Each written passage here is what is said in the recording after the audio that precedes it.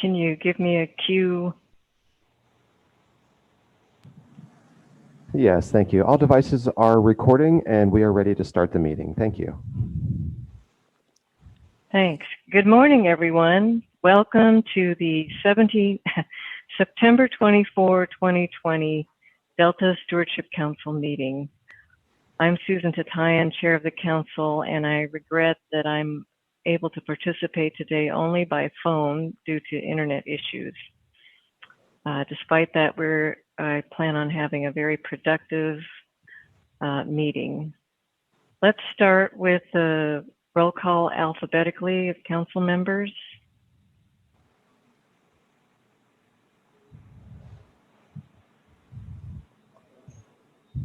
This is Mike Gatto. I'm not sure if I'm first alphabetically now, but I will say that I'm here. Thanks, Mike. Sure. This is Oscar Villegas, present as well. Thanks, Oscar. I think I heard Maria. Yes, I'm here. Maria Morani here. And Daniel, I heard, was here. Yes, Zingali present. And I believe the judge will be joining us soon by phone. So we have a quorum. Let's move on to agenda item 3. We'll be moving into closed session and I anticipate we'll return about 9:30.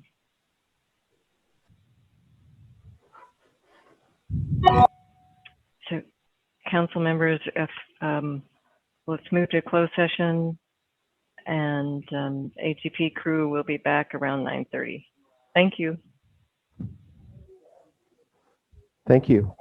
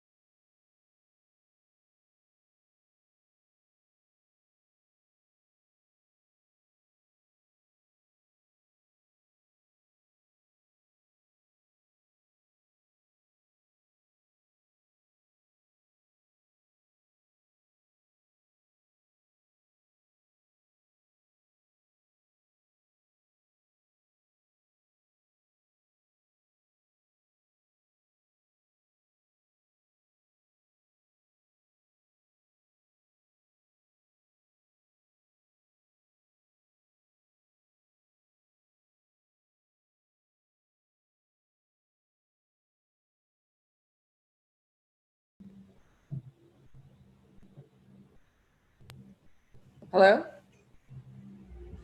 Councilmember Ryan. Councilmember Zengali, are you able to hear us and speak okay on the phone? Yes, thanks. I'm here. This is Anthony from AGP. Please stand by. We've got to get our devices rolling here. Just one moment, please. Thank you, Anthony. You're welcome. Just a moment.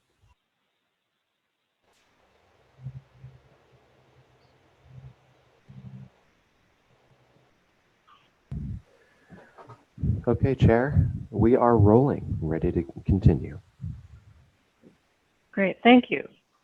Good morning again, everyone. I'd like to reestablish the quorum, starting with Judge Damrell, if he is on now.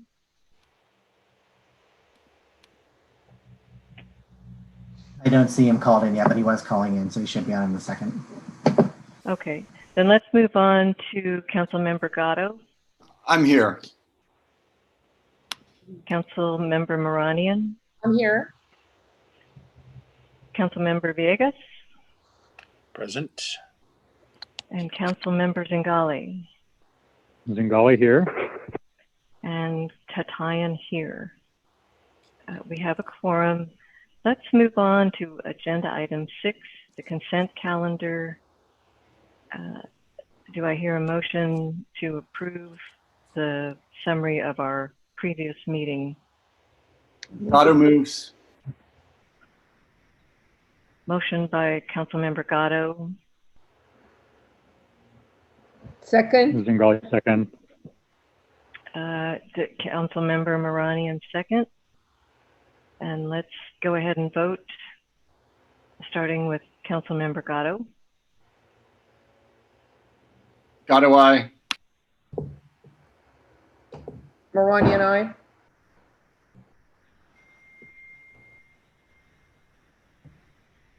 Tatayan, aye. Zengali aye. What is this vote on, by the way? I'm sorry, this is Judge Damrell. Oh, no worries, Judge. We were voting on the consent calendar. Okay, all right. Adoption of the meeting summary. Okay. I'll record my vote aye on the consent calendar. Thank you. And then Councilmember Villegas.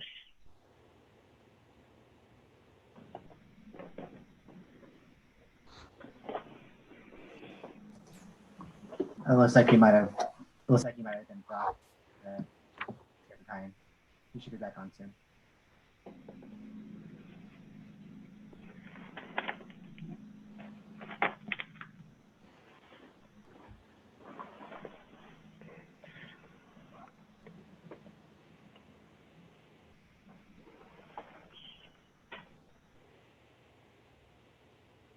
Brandon, I thought I heard Oscar during the quorum call. He was on, but it looks like he might have.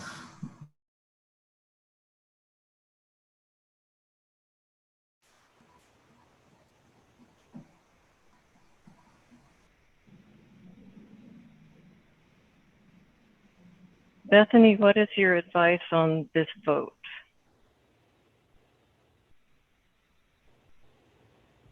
Brandon, how many votes do you have recorded at this, or Lita, how many votes do you have recorded?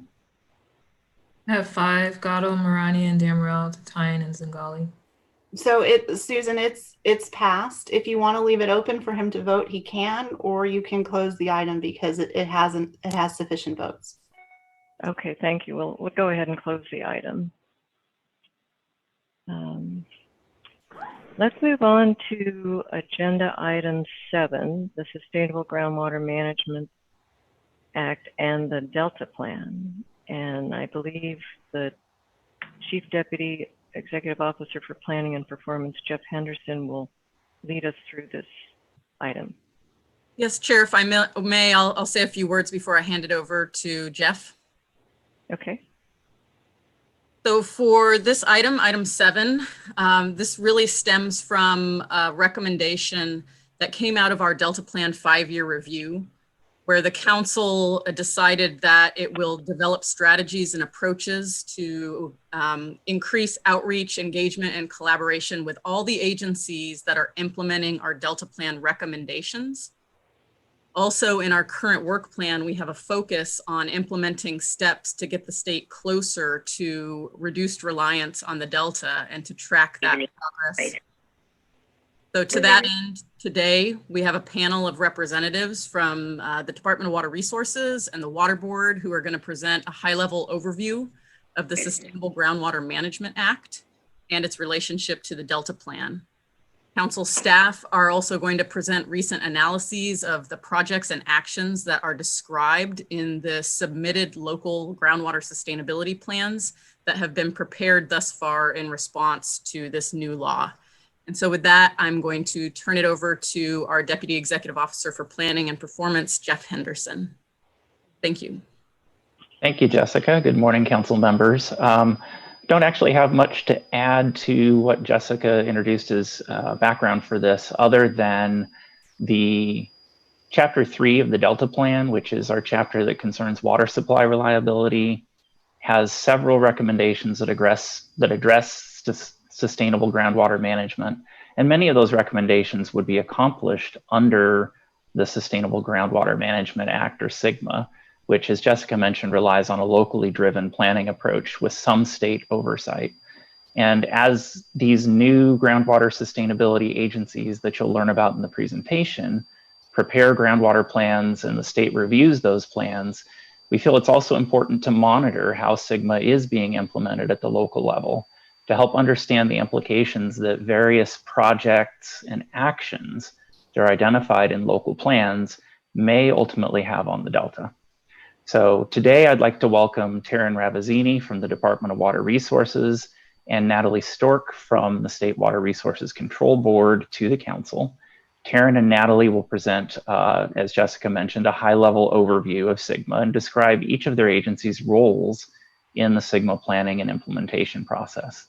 And after that, our Council Sea Grant Fellow, Molly Williams, will describe some recent work that we've done to review projects and actions that are described in the local plans that have been prepared to date and help to identify a range of potential implications of these actions in the future for the Delta. So with that, we'll go ahead and hand it over to Taryn. Welcome, and thank you for being with us today. Sorry, Jeff, really quick. If I could just jump in really quick. I believe Oscar or Councilmember Villegas is called, and I just want to unmute him to make sure that this is the right phone number really quick.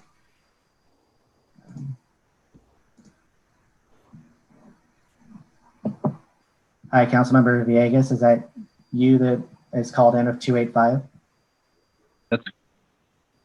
That's correct. Can you hear me now? Yes. Perfect. Okay. Thank you. Sorry about that. Okay, Taryn, please go ahead. Thank you. Thank you, Jeff. Good morning. Thank you very much for the opportunity to present today to the Delta Stewardship Council. My name is Taryn Ravazzini. I'm the Deputy Director for Statewide Groundwater Management with the California Department of Water Resources. I do oversee the Sustainable Groundwater Management Act implementation on behalf of the department. It's been a while since I've been in front of the council. And so again, this is a particular personal pleasure as well to address you on this very important law and path to sustainability for California's groundwater basins.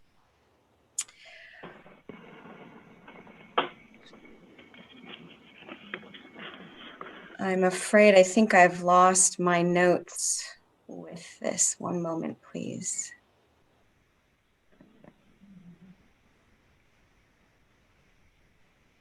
I need to, excuse me, I just need to fix the video. Thank you. One of the challenges of virtual meeting. I will be presenting today with my colleague from the State Water Resources Control Board, Natalie Stork. Natalie and I have merged our presentations to, in fact, go back and forth, and so we will tag team this presentation, so to speak. Next slide.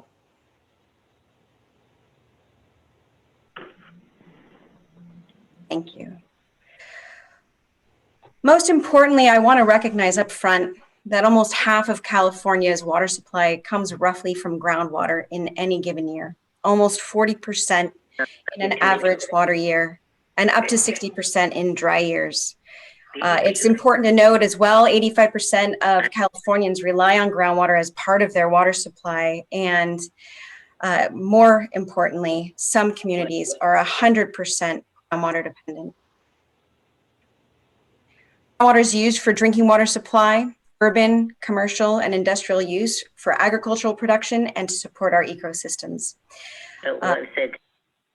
She said, suppose we have been... Thank you, excuse me. For almost 100 years, surface water has been actively managed in California. We've been capturing snowpack runoff and rainfall in lakes, rivers, and streams, and moving water through man-made canals. Sustainable groundwater management is a relatively new statewide effort to balance the use of surface water and groundwater. Next slide, please.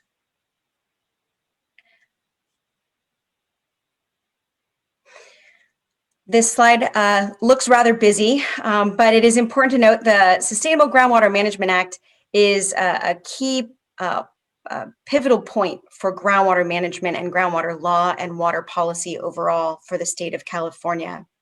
The Sustainable Groundwater Management Act was chaptered into law in 2014 and became effective on January 1st, 2015. This was a critical turning point for California water. The key takeaway here, where you can see the divided line of where Sigma is there in red, is that groundwater management prior to 2015 was voluntary. And Sigma now requires groundwater management at a local level and established state regulations and enforcement backstops that my colleague Natalie and I will be talking about next. Next slide, please. I will be providing a Sigma overview. Sigma is a complex law and has many components. I do anticipate there may be some questions at the end of this presentation, but we'll try to hit on all of the high points. The first and central tenet of Sigma is local control. The law and regulations support local control and recognize that each basin in the state is unique. There's no one-size-fits-all approach for managing groundwater. We also know that's quite challenging as it relates to managing water overall. The Sustainable Groundwater Management Act empowers the formation of local groundwater sustainability agencies, as we refer to as GSAs, to develop and implement groundwater sustainability plans, which we also refer to then as GSPs, that account for these local conditions. These newly established agencies are in the driver's seat. They are there to manage the basins in a manner that will achieve sustainability. It honestly cannot be said enough and was prominently acknowledged by the legislature, but the unique complexities that are the state's groundwater basins are best managed locally in order for Sigma to be successful. So as you can see here on the left-hand slide, there are a lot of entities involved in helping us all reach sustainable groundwater basin conditions. The GSAs have the lion's share of the responsibility to develop and implement those plans to sustainably manage the basin, and they have new powers and authorities to take the necessary actions.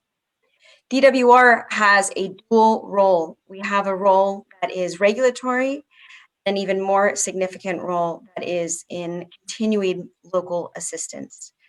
Our regulatory role has led us to establish the regulations for how a groundwater sustainability plan must be prepared and how it will be assessed and how we will be assessing the groundwater sustainability plan's likelihood of achieving sustainability. And our assistance role, again, very important, not just for the Department of Water Resources, but there are many other state agencies that have developed and are developing tools and local assistance functions to really help the locals prepare and implement plans. This, again, is about local control, but it is really incumbent upon the state to help those local entities be successful. So we do provide a range of technical planning and importantly, particularly at this time, financial support. The board's role is also very important here. The State Water Resources Control Board is identified in Sigma as the state backstop. And this is triggered if local management efforts fail. The board has the responsibility to temporarily step into a basin and get that basin back on track get it back on that Sigma path. So Natalie will be, again, going into greater detail as to the board's role, but it's important to touch on here that both the board and the state, the Department of Water Resources are jointly involved in ensuring that as representatives of the state, we are providing the greatest amount of support for locals to be successful. And in also significant in this Venn diagram is you can see the blue outline there. That is an emphasis on stakeholder engagement, developing plans for basin sustainability to really ensure our future water supply reliability. We need to have fully inclusive stakeholder engagement to really make Sigma successful. So stakeholder input really is a critical component on all levels of Sigma and plan development. The other main tenet of Sigma is sustainability. So on the right-hand side of this slide, sustainability today, it's a word that's fairly prominent in our vernacular, but there's a specific definition for what that means for groundwater under Sigma. Sigma identifies that sustainable groundwater management occurs when the 6 sustainability indicators or undesirable results, which are those on the right-hand side, those are listed on the right-hand side of the slide, those are unavoided or eliminated. So they are determined, the plans have to show whether there are significant and unreasonable occurrence of the following things: lowering of groundwater levels, reduction of storage, seawater intrusion, degraded water quality, land subsidence, and surface water depletion. These are metrics that will be defined at the local level, and plans must be implemented in a manner that results in these 6 things being avoided. Next slide, please. This is an important slide coming up. There are 515 groundwater basins in California. I won't read through all of this, but you can see, if you can get a closer look on your own computer perhaps, you can see that basin boundaries do not actually line up with county lines or political boundaries. So this is another added layer, of course, to how do we address the governance around managing our basins. Basins in California are prioritized as high, medium, low, and very low priority. Those are identified here on the map. Of the 515 groundwater basins identified and defined by the Department of Water Resources, there are 94 high and medium priority basins, and those 94 are required to comply with Sigma and the Sigma requirements. Specifically, they must develop groundwater sustainability plans under the auspices of a groundwater sustainability agency, and also continue with implementation. So these 94 basins account for 90% of the state's groundwater pumping. So really what we're looking at here is out of 515 basins, we're about a little over 20% of where 90% of the groundwater pumping occurs. Taking that a step further, on the right-hand side, the farthest state image that you have there on the right of your screen, there are 21 groundwater basins that are additionally designated as critically overdrafted from decades of excessive pumping of groundwater. So this is an important designation between the critically overdrafted and the non-critically overdrafted basins.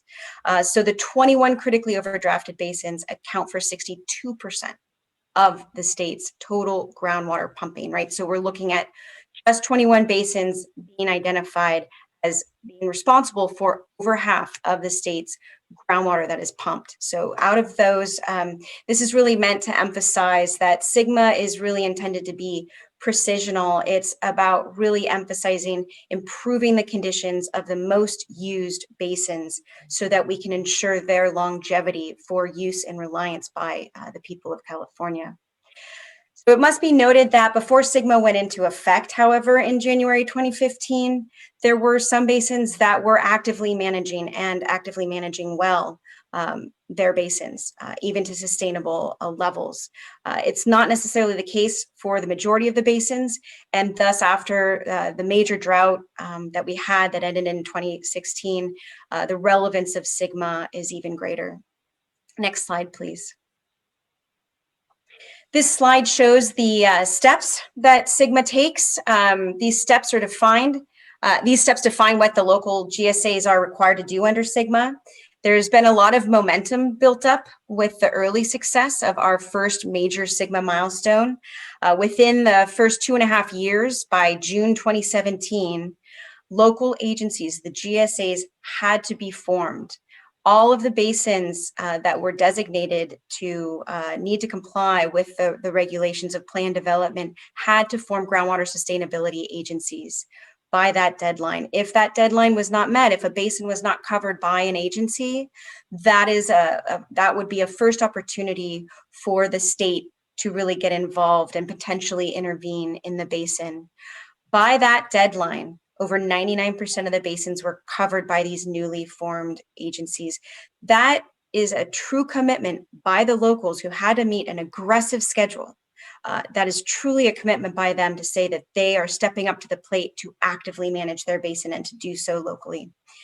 Again, this is showing that the Sigma is really being taken seriously by water managers. So we are now shifting into the next milestone, which is the Sigma development, the GSP development and submittal of those GSPs. So the critically overdrafted basins that I was mentioning, they had a deadline to submit their plans by January 31st of 2020. So that was of this year. And so if this year wasn't challenging enough, those plans had to come in. For the critically overdrafted basins, and they have 20 years now to implement their plan, and I'll talk a little bit more about that. Now, the remaining 70 or so basins that have to that are designated as high and medium, they have until January 31st of 2022 to submit their groundwater sustainability plans to the department. So once adopted and submitted, GSAs are given all of the authorities necessary to begin implementation of their plans with the goal of reaching sustainable conditions in a 20-year period. So by 2040 or 2042, respectively, depending on the categorization of the basin, the priority of the basin. Now, this 20-year period will allow GSAs to implement their plans, but doing so with critical adaptive management exercises. We will be working, the department, the state will be working with those local agencies in their support to support them as they develop their plan, as they begin updating their plan. One of the things about Sigma is that we have exponentially increased the amount of knowledge and information and data that we have as a state collectively around groundwater just in the last several years since the passage of Sigma. There is so much more for us to learn. So these first plans, which we do not expect them to be perfect, they are going to be adaptively managed. There are 5-year updates that the GSAs must do for those plans, resubmit those to the department. This creates a long-term relationship between the state and the local governing agencies around really improving the management of the basin and collectively helping everyone reach sustainability. Next slide, please. Groundwater sustainability plans. So just to go over this fairly briefly, a plan must cover the entire basin, and they have to demonstrate how local sustainability goals, locally defined sustainability goals, will be achieved. And that can be achieved by, as you can see from the 3 pictures here, it can be achieved by a single plan where it's developed by one GSA or a single plan that's developed by multiple GSAs. So having multiple governing agencies working collectively over one plan to manage the basin. And then added complexity would be the option of multiple plans developed by multiple GSAs. Now, in that instance, of course, that many layers of complexity, you are talking about one basin. So you are really talking about the need for those GSAs and those plans to ultimately be stitched together pursuant to a coordination agreement to coordinate those plans. So it's really a comprehensive plan for the entire basin. Now, the plans must convey basin information, groundwater conditions, sustainability criteria, and monitoring. Most notably for the Delta Stewardship Council, it's the projects and management actions, which is the pathway to actively reach sustainability for the GSAs. And it's those projects and management actions that the local agencies are currently developing. Many of these are still conceptual, even within those plans that have been submitted to the department to date. But the GSAs will be adaptively managing to implement those projects, including project development, managing CEQA, and other permitting requirements. Upon adoption of GSPs, locals are tasked with implementing those plans over a 20-year horizon for SGMA. So where sustainability goals must be achieved, again, by 2040 or 2042, respectively. Next slide, please. This slide, if you can see it, I recognize we're trying to fit a lot on one screen, but this slide shows that 46 plans have been adopted locally. 18 basins were required to submit plans by January 31st of 2020. 43 individual plans were submitted for the critically overdrafted basins, plus 3 additional basins submitted early as well. And so that gave us 46 plans that we're currently reviewing. There are also 9 approved alternatives to groundwater sustainability plans. And so those are allowing a total of 27 basins that currently are being actively managed under a plan of some definition, and that is working with the Department of Water Resources. Now, the legislature did require that the department review and evaluate these plans within 2 years of submittal. So we have teams of scientists, geologists, engineers from not just our headquarters, but also our 4 regional offices. They are reviewing tens of thousands of pages of these documents that have been submitted. If you can tell just from the different colors here, there are 6 basins that, well, actually, I don't know if we can show this, but I'll identify it all the same. There are 6 basins that submitted a range of 3 to 7 GSPs per that basin. So there are 6 basins within those that have adopted plans. So those would be the ones in blue. 6 of those have multiple GSPs, and in most cases have multiple GSAs implementing those GSPs. So I'm just kind of trying to share this sense of how complex this is. The next slide will be discussed by Natalie Stork. Next slide, please.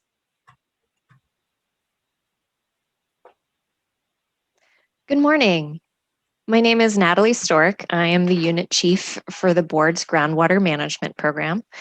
And the groundwater management program is responsible for the State Water Board's implementation of SGMA. So I'm here to talk to you a bit today about the State Water Board's role.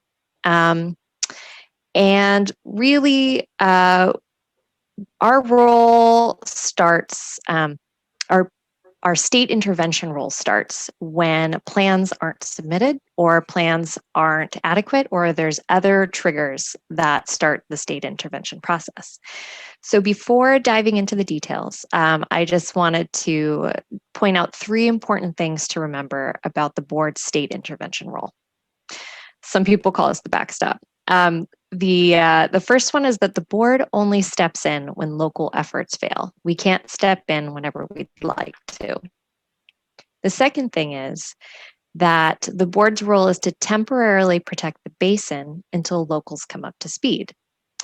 It's meant to not replace a GSP. And the goal is to get locals back on track and hand management of the basin back to them. And the third thing is that the backstop is primarily triggered by SGMA deadlines, which is why everyone has been very focused on deadlines coming up to 2020 and looking forward to 2022. However, it can also be triggered when if DWR determines a plan to be inadequate. So the state intervention role is a bit of a process. Next slide, please. All right. So first, there is an intervention trigger. So I mentioned before, plans had to be in by 2020, and the plans for the remaining share of those 94 basins need to be in by 2022. Also in 2017, we had a trigger where By June 30th, 2017, all the basins had to be covered by groundwater sustainability agencies. We had 99% compliance. It went really well, and no major actions coming out of that, which was great. So what happens when a trigger occurs? Next, the board can decide whether or not to take the basin into probation. Important thing to note is that this is an open and transparent process that accumulates in a board hearing, and it's discretionary. So the board doesn't have to take a basin into probation. Then there's some time built into this process, time to fix issues at the local level. There's 6 months to 12 months to fix issues before the board moves on to the next step, which is developing an interim plan for the basin to get the basin back on track. Now I'll talk a little bit more in detail about what happens when and if and when a basin's put on probation or we do an interim plan. Next slide, please. Okay. So if a basin's put on probation, there's a few important things to know that will be going on at this time.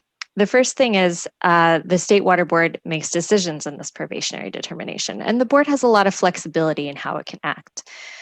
Certain pumpers can be excluded from reporting requirements. There's other types of flexibility that can happen when the board decides to take a basin into probation.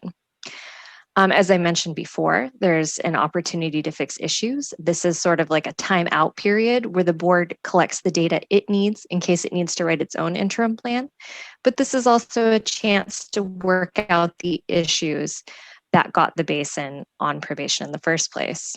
In this probationary determination, there will be the board will have an opportunity to note exactly why the basin's being put on probation. And we also have an opportunity to work with our partners at DWR and ask for their recommendations on what needs to be fixed as well. So we'll be gathering data. It's, again, an open and transparent process. There's public noticing requirements before we even get to the hearing. So there's an opportunity for locals and other interested parties to speak up and let us know what their thoughts and concerns are. Additionally, while the board is collecting data in case it needs to write its own plan, the statute is clear that the board can actually require meters on wells to make sure that we're getting accurate data so that we're able to make good decisions. All right, so if within 6 to 12 months the plan isn't fixed, or sorry, the situation in the basin isn't fixed, then we move on to the next stage. Next slide, please. All right, then, so the board can begin developing an interim plan after 6 to 12 months of probation. The most important thing to note about an interim plan is that it's not meant to replace the GSP. It is a plan to get the basin back on track. The most important component of an interim plan are corrective actions. The statute lays out several options for corrective actions, one of which is demand management, which in truth is the most likely option that the board will likely use. It looks like the slides may have gone away. Apologize for that. I just lost internet intermittently. Oh, yes. Gearing it back up really quick. Okay. Well, I'll keep talking about interim plan. So the first thing, oh, great, it's back. Thank you. Happens to all of us with the internet going in and out. So with the corrective actions, the most likely option that the board will use is probably demand management, but the board does have other options, but demand management is probably what we're going to be relying on since it's meant to be a temporary plan to get the basin back on track. The other components of an interim plan will be monitoring to measure how the corrective actions are working, a schedule for those actions, and enforcement to ensure that the interim plan is followed. This sort of rounds out the basics of the state intervention process. The board is also, we have rules beyond state intervention, and that our main goal is for the locals to be successful. So can you move to the next slide, please?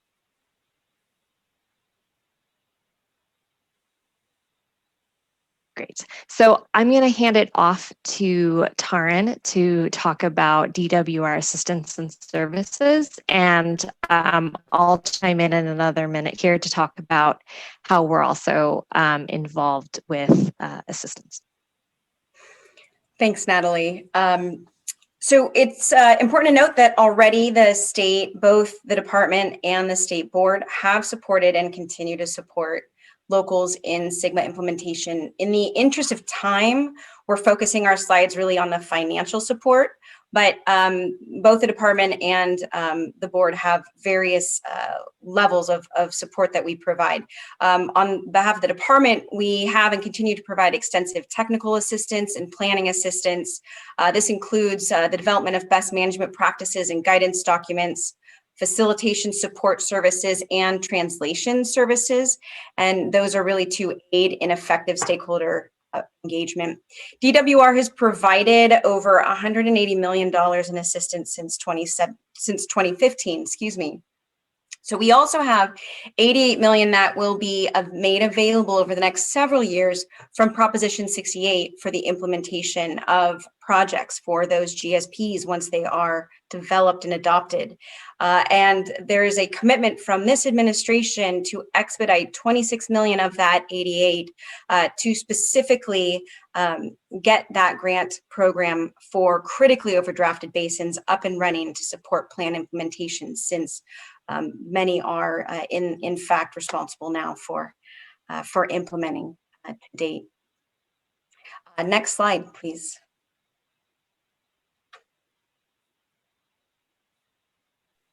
Okay, so the board and DWR together have not only, contributed funding to SGMA implementation, but also we've got new programs that we've rolled out. DWR has their best management practices documents. We've together worked on several documents, guidance documents, FAQs, and others to ensure and give locals a great chance at being successful at managing their basins. In addition, the board has several sources of funding that GSAs might consider for plan implementation. Here's a list of just some of the pots of funding that may be applicable to GSAs for them to consider. So while DWR holds the SGMA-specific Prop 1 funds, Prop 68 funds, the board does have some funding that's maybe applicable to GSAs. So we are together involved in doing what we can to help with success at the local level so that basins are successful and don't wind up at the state backstop. Next slide, please. So on behalf of both Natalie and myself, on behalf of the state, we really appreciate the opportunity to speak before the Delta Stewardship Council. This is a very timely presentation. There's a lot going on. There are several different phases of SGMA happening at this time. What we have provided for you here on the screen are the two main portals for SGMA information from both of our agencies. Our contact information here, if anyone needs to reach out. This is really, again, this is really a pivotal time for California water, and it's a very challenging year right now, regardless of the water policy challenges we're all facing. So more than anything, the state is making sure that where there are concerns and issues around implementation, around engagement, how to ensure kind of as much transparency in the development and implementation of these plans are happening. Both Natalie and myself, our respective teams are available for the locals and are available for our sister agencies too, who really, we appreciate your attention to the implementation of this very important law. So thank you very much for giving us time today. All right. Madam Chair, I believe we have a time constraint for one of our presenters. So what I might suggest, if you agree, would be to go ahead and take questions for Taryn and Natalie now, and then have Molly present after that. That's a good suggestion. Thank you, Jeff. Council members, any questions for Taryn or Natalie? Madam Chair, this is Villegas, if I could. Sure. First of all, yeah, it's just an observation and then a question, I think, at the end. Ms. Terrazini and Mr. First of all, thank you for coming. As the local liaison to the Stewardship Council, I represent the Delta Protection Commission, and I serve in that body, in that capacity, with a whole range of locals, as we call them, and supervisors and representatives from reclamation districts and the such. And I can tell you that when in 2015, when this was surfacing, there was a lot of angst, a lot of anxiety, a lot of nervousness about how this would work. I don't think many of us could have imagined in 2020, well, nobody could imagine what 2020 would look like, but let alone in the world of try to water policy and try to figure out how to manage our groundwater basins. But I just wanted to simply say, fast forwarding from my experience and representing Yolo County, we've had very good interactions with DWR. First of all, thank you, Ms. Terrazini, for your energy on this issue. I think it has surfaced in a very good way. My staff at the county have worked very well with DWR. Obviously, we're in a unique position in Yolo County. I don't want to speak specifically about Yolo, representing multiple counties around the Delta, because I think our experiences are somewhat similar in that you and your staff have been incredibly helpful in letting the locals figure this out, because this is a very, very difficult, complicated thing to have the water world turned upside down for agricultural communities and trying to figure this thing out. We're very fortunate in our community to have had monitoring wells and not be in a critically overdrafted basin and not have the subsidence that many other areas have. So those are obviously much more complicated areas. But I will say that both DWR and the State Water Resources Control Board have been helpful in facilitating locals figure it out, as complicated as this is. So I just am curious if I guess it's a question.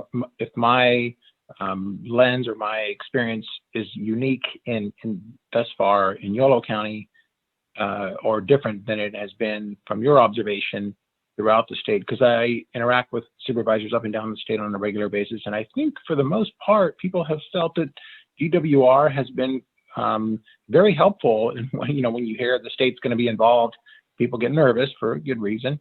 But I think for the most part, this has been a very positive interaction, and certainly from Yolo's perspective, it has been very positive. So I'm just curious your impressions of how it's been received from other municipalities. Thank you.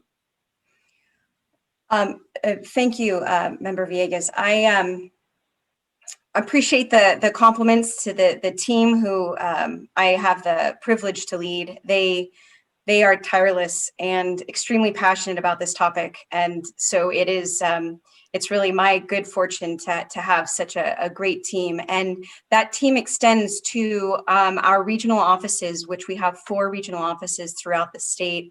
And the department really, upon SGMA's kind of birth, if you will, the regional offices have identified points of contact, individual points of contact for each basin. So the department has an individual staff person connected to as that local contact for the GSAs. So it sounds to me in particular that those points of contact have been having successful relations with the local agencies. We work very closely with our region offices to pull that very individualized kind of basin issues up to our headquarters and then work really at that broader statewide level. So I have to say the local control focus of SGMA is because the basins are so unique. And so that means with one size not fitting all, it does take a whole range of staff with exceptional skill sets to really help manage and navigate that.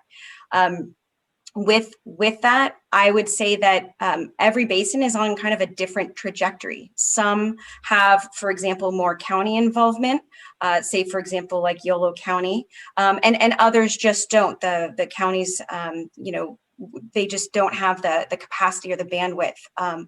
And so we have been trying our best to formulate the most effective assistance that we can.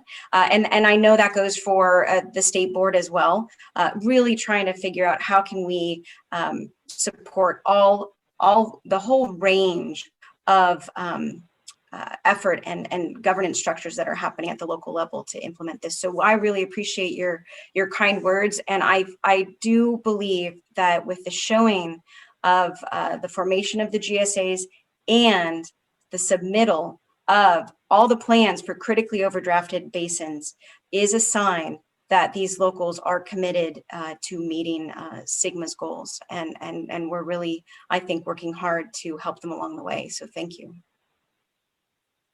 Absolutely, thank you. And I apologize, I don't have the benefit of your slides. I was just notified that internet has been down here in West Sacramento and throughout Woodland and Davis. So there's something major going on. I'm not sure what that's about, but thank you again. Thank you. Thank you.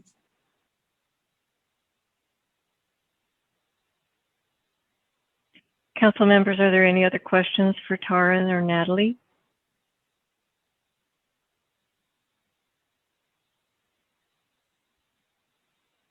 Well, it doesn't sound like it. Thank you so much, Tara and Natalie, for taking the time to be with us.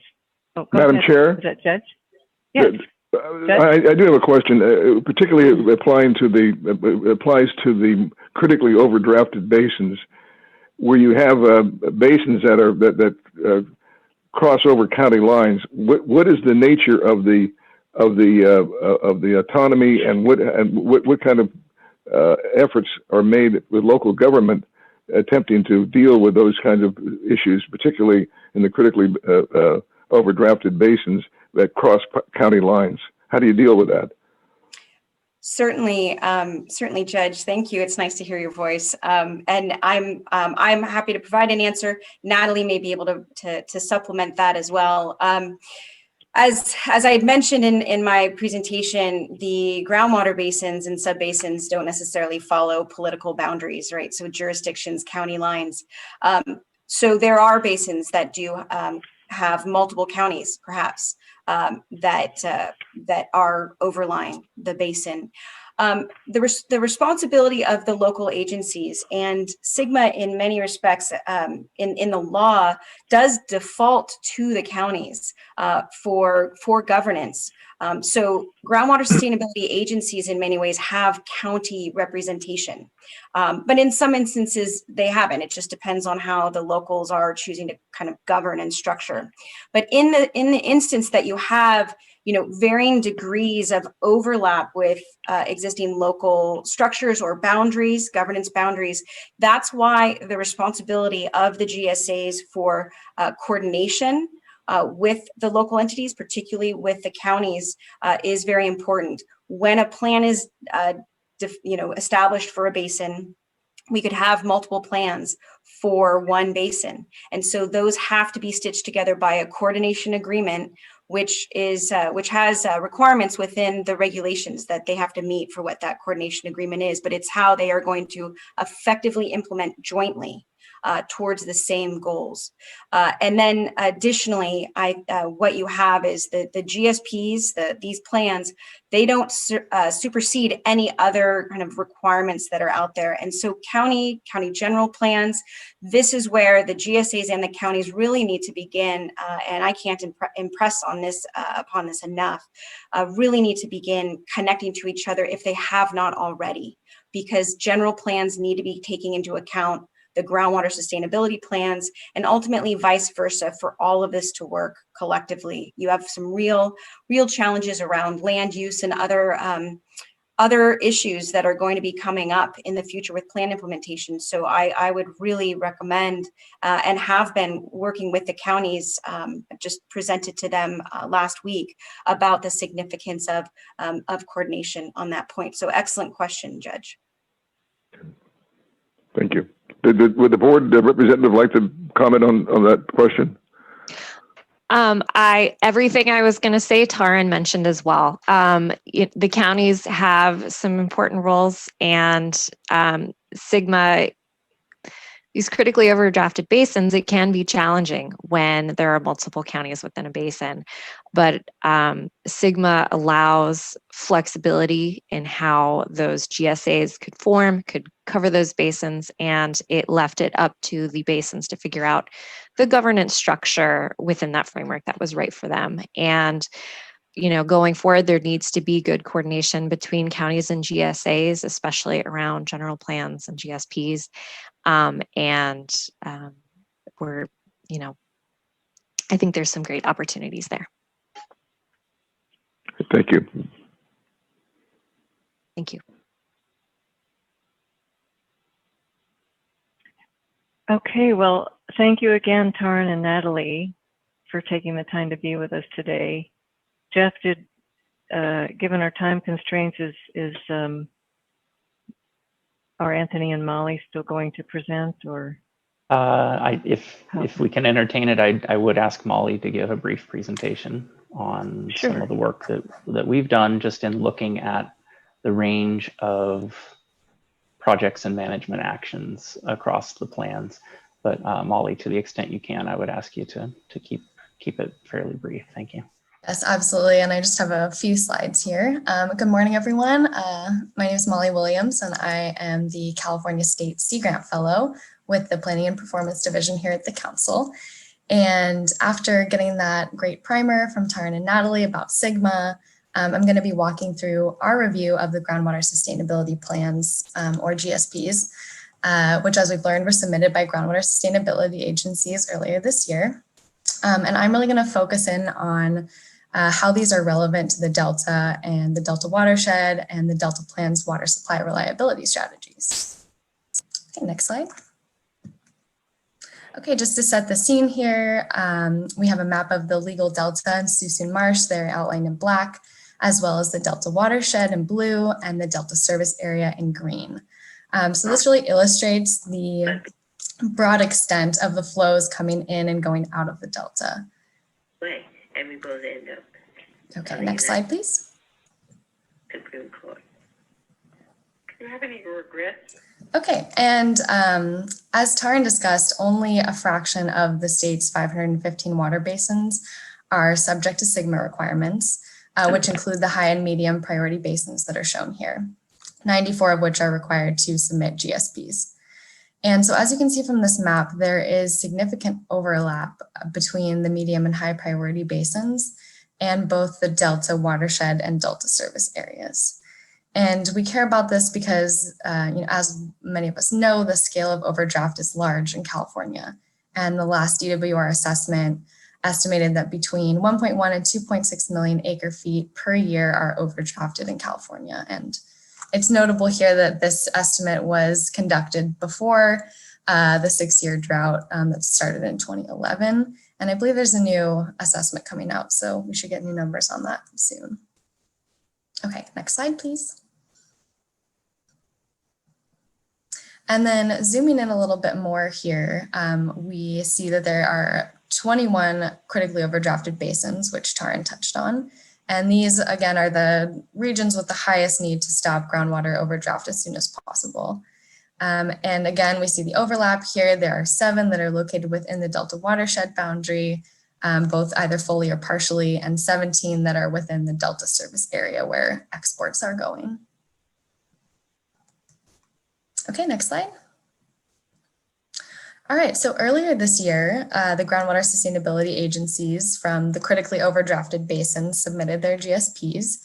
And here we have a zoomed in view of the basins that's labeled. And we reviewed this first wave of GSPs that were submitted, and the second wave of other high and medium priority basins will be submitted in 2022. And these contained over 500 projects and management actions. So a lot of variety there in ideas for how to combat and achieve groundwater sustainability. And we were interested in reviewing the GSPs to understand how the plans to achieve groundwater sustainability could potentially involve increased exports from the Delta or diversions from the Delta watershed. Okay, and next slide. And after reviewing the GSPs, we found that there were some common themes in the projects and actions. So by far the most prominent idea was to increase the capture and storage of flood and stormwater, or excess water as it was often referred to in the GSPs.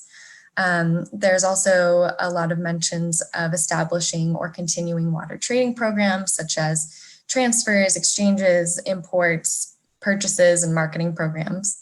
A lot of GSAs are also interested in expanding their water recycling and treatment programs to reuse water. And there are also a lot of projects that want to improve physical infrastructure to improve efficacy of conveyance. And then in addition to that, there were demand side projects that were listed. A lot of those looked like monetary incentives for fallowing land or fees for exceeding groundwater pumping limits.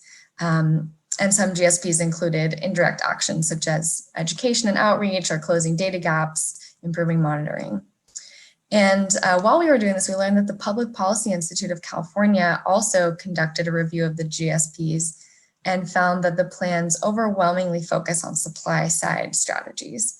And they found that the GSAs that are mostly in the San Joaquin Valley expect to reduce 80% of groundwater overdraft through supply side strategies and just 20% using demand side strategies. So we're a little, concerned here thinking about the reliance on supply side through augmentation or shifting use. Okay, and next slide. So bringing it back to relevance to the delta, the GSPs don't specifically mention reducing reliance on the delta. And more than a third of plans identify increasing imported water from outside of the basin. And a lot of times they didn't mention the source of this water that they would be importing. But sometimes different plans mentioned the Central Valley Project and or the State Water Project as potential sources, or it was implied. And nearly half of the plans identify stormwater capture as a potential strategy. So this is a concern for thinking about inflows into the delta, because if basins upstream of the delta are pulling water off of the Sacramento or San Joaquin River, this could reduce flows into the delta. All right, and ready for our final slide here. So it's important to note that GSPs themselves are exempt from CEQA, but the individual projects and management actions that are within the plans could possibly be considered covered actions under the Delta Plan. And we know that reversing groundwater overdraft is going to take, it's going to require implementation of a wide range of actions that are specific to each basin. And these GSPs are planning documents, and the GSAs have not yet begun to implement most of the projects and management actions in there. So it's kind of a menu of options that they can choose from. And, the point of this review is really of this presentation was to just bring attention to the issue of potential cumulative effects from this reliance on supply side projects that could increase demand from the Delta and the watershed. And going forward, we plan to continue to monitor and review the future GSPs that are submitted over the next 2 years and track implementation of projects that are being implemented in the basins. And we will plan to bring any future concerns to the council if they arise. All right, and that's all I have. Thank you.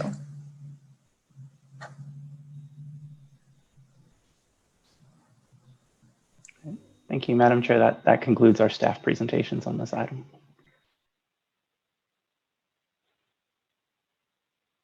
I just give her 1 second. I think she's trying to unmute her phone. Good morning. Am I still on? You're good. We can hear you. Thanks, Lita. And Susan, thank you, Molly. Sorry, yes. Go ahead. We just concluded our presentations. Thanks. Yes, I was on. I'm not sure why I was muted. But anyway, okay. Thank you, Molly, for your excellent presentation. Council members, are there any questions for Molly? Madam Chair, I do have one quick question, just something she alluded to. The plans, as you said, don't currently require the reduced reliance on delta flows specific. You mentioned the Sacramento San Joaquin River. So, is that a change, or is that something that's going to be coming as part of, or what is your? I mean, obviously it doesn't at the moment, and maybe it wasn't contemplated. Right. And, Jeff, or I think Anthony's on the line here as well, can chime in, but I don't think that it's within the plans for them to, it's not a requirement for them to identify how they would reduce reliance on the Delta. That's not part of SGMA as far as I know. So that's part of why we're bringing this concern, is that it did not seem to be a part of the GSPs in general. Right. And I might just add to that, it's not necessarily the effect of any one groundwater sustainability plan or any set of actions that may occur within any single plan. It's really, I think, the horizon issue, if you will, that I think we're concerned about is the potential for a combination of actions that are pursued across a combination of groundwater sustainability plans, resulting in undesirable effects that are unique to the Delta in terms, and I think the two that the staff has pointed out are the potential for affecting essentially flows coming into the Delta, as well as the potential to result in negative effects to reduced reliance as water leaves the Delta, to fulfill the needs of the variety of actions and projects that are proposed in the plans. I think that the general principle is that collectively these plans may be calling for a greater amount of water than is available from the ability of the Delta to provide that. But it's unclear at this point because specific projects are not proposed and the full set of actions that would be achieved isn't known. Because essentially, as we understand it, these plans propose essentially menus of options that individual groundwater sustainability agencies and their partners, their member agencies could pursue. All right. Thank you, Jeff.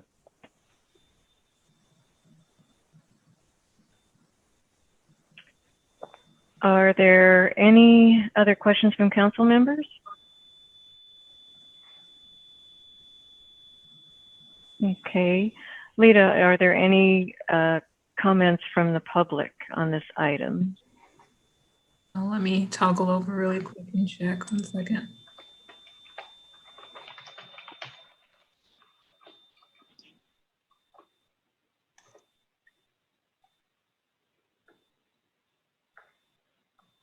Almost there.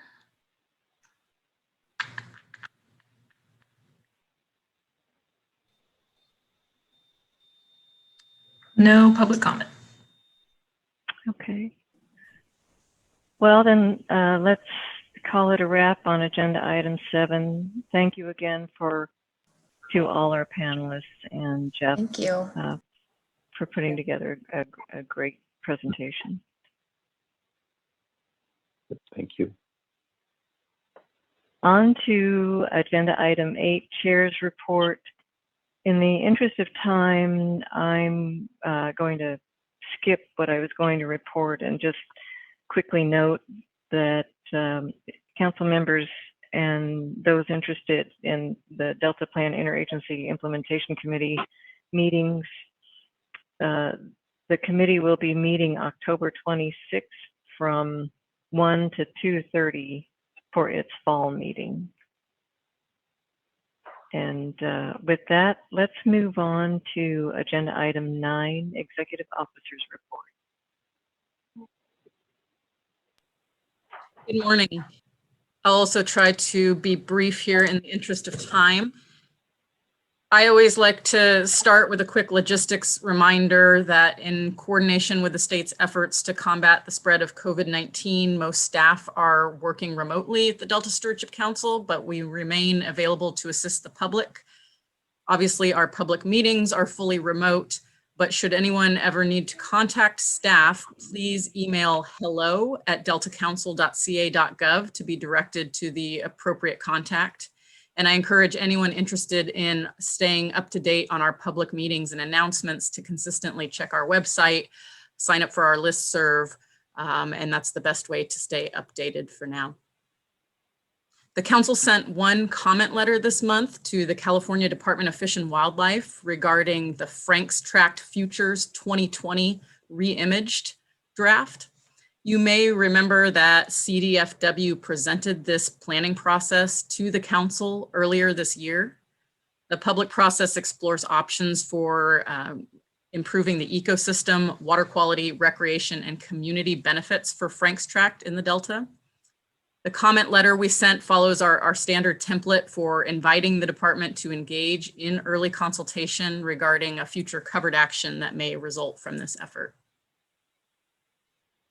And on the topic of covered action certifications, as a reminder, on August 17th, the Department of Water Resources submitted a certificate of consistency for the Wings Landing Tidal Habitat Restoration Project. The public review and appeal period for the project was open from August 17th through September 16th, and no appeals were received. Therefore, the project can now move forward. I'm excited to announce that the council has 3 new hires. Ted Flynn joins the council as a senior environmental scientist in the Delta Science Program's Collaborative Science and Peer Review Unit. Ted comes to us from DWR's Environmental Monitoring Program. He got his PhD at the University of Illinois, where he studied links between groundwater chemistry and microbial communities. And we're excited that he's going to be supporting the development of water quality synthesis, the science action agenda, and the environmental monitoring program here in his role at the science program. Geneva Hutchison is our newest information officer, and she's going to support our communications and social media efforts. Geneva completed her bachelor's in English literature at Barnard College and a master's of studies in creative writing at the University of Oxford. We're excited to welcome Geneva. And finally, Graham Padiachi joins the council as an associate government program analyst in our contracts, procurement, and business services unit, supporting the Delta Science Program's fiscal tracking. So welcome to Graham. Our outreach highlights report and our active projects lists are available in your packets and on the council's website. Also, there is a legislative update included in your packet and in our board materials online. And with that, I'll quickly turn to a foreshadow of the remaining items on the agenda. We do have our lead scientist report coming up. We're very excited to have Dr. Larson here to provide her first ever report as the new Delta lead scientist. So welcome to Dr. Larson. And finally, we'll conclude with some rapid presentations from our Delta Stewardship Council fellows. We have current council fellows from California Sea Grant and the Civic Spark program, and they have the opportunity to succinctly showcase their work that they're doing at the council and talk about how it relates to the Delta plan. So we're looking forward to that. And with that, I'm happy to entertain questions. Otherwise, it concludes my executive officer's report. All right, thank you, Jessica. Council members, any questions for Jessica? Nope. No. Okay. Any public comment on this item? No public comment. Okay, thank you, Lita. Let's move on to agenda item 10, lead scientist report. And I'm very pleased to say that Dr. Laurel Larson is with us today to give the lead scientist report. She officially started September 1. Welcome, Dr. Larson. Thank you, Chair Tatayan, and thank you to all of the other council members. To anyone else who might be on the line, just as a way of introduction, I am Laurel Larson, also serving as associate professor at UC Berkeley. I am now in the role of Delta lead scientist at 15% time until January 1st. I'm presently finishing a sabbatical in Finland, and I will be coming back to California sometime in December. So I'm very much looking forward to being full-time Delta lead scientist. Before I get started today, I'd like to extend my thanks to Byron Riggins, the California Sea Grant Fellow who prepared the summary materials that all of you have, and also a thanks to my predecessor, Dr. John Calloway, whose experiences have been immensely beneficial to me, and he has set a very good example for the lead scientist report. So today I'm going to be providing you with an overview of an article that recently came out in San Francisco Estuary and Watershed Sciences. And then in the second part of my report, I'll provide some information on some of the most exciting happenings in the Delta Science program over the past month and things on our radar as we move forward. So I'll start out with the article. The article that I'm profiling is called Drought in the Excuse me, I'm a little tongue-tied. Drought in the Sacramento San Joaquin Delta, 2012 to 2016, Environmental Review and Lessons. This was a study that was led by John Durand at the Center for Watershed Sciences at UC Davis. But two members of the Delta Science program were also co-authors on this paper. The Delta Science program's Yumiko Henneberry, who was a senior environmental scientist in the DSP until May 2020, was one of the co-authors. And then the Independent Science Board's Jay Lund was among the authors as well. The research was published in San Francisco Estuary and Watershed Sciences, which is funded by the council with support from the UC Davis John Muir Institute of the Environment and the eScholarship Publishing Group. San Francisco Estuary and Watershed Sciences is unique in that it publishes research specifically about the science and resource management of the San Francisco Bay, the Delta, and upstream watersheds. And this scope allows managers and stakeholders in these areas to have access to high quality, geographically specific science to inform their management needs. This paper also ties into a report that John Calloway gave back in, I believe it was July, when he highlighted an article published in Science magazine on mega drought in the American Southwest. As a reminder, in that article, the tree ring analysis conducted by the authors revealed that since the year 2000, the American Southwest has experienced drier conditions than any other 20-year period since the year 1800, with one exception of a late 1500s mega drought. So set within the context of that regional long-term drying, as you well know, California experienced a severe drought from 2012 to 2016, which prompted the governor to declare a state of emergency. And it's that drought which is the focus of this article. So the authors of this paper conducted a review of environmental management and, interestingly, the use of science in that management during this drought. Their review was based on a number of available reports and syntheses. It was based on available data, and it was also guided by discussions with 27 agency staff, stakeholders, and researchers. So in terms of the conditions of this drought, the years 2012 to 2016 experienced below average precipitation, but not extraordinary low precipitation given the historical record. What was extraordinary about this drought period and made the drought so severe is that this somewhat low precipitation was coupled with extraordinarily hot temperatures. And this created a set of unique management challenges that the paper goes into. The paper was focused on key management actions that were in turn focused on four major drought water management priorities as stated by the water managers. One of those was to support public health and safety. The second was to control saltwater intrusion. The third was to preserve cold water in the Shasta Reservoir, which is essential for releases that sustain Chinook salmon, particularly winter run Chinook salmon. And the fourth was to maintain at least a minimum level of protection for state and federal endangered species within the Delta.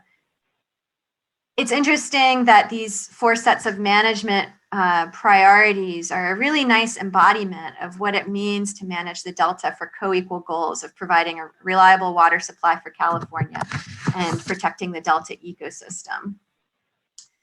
So getting into the meat of the paper was really focused on lessons learned and insights gained during this period of extremely challenging management of the Delta.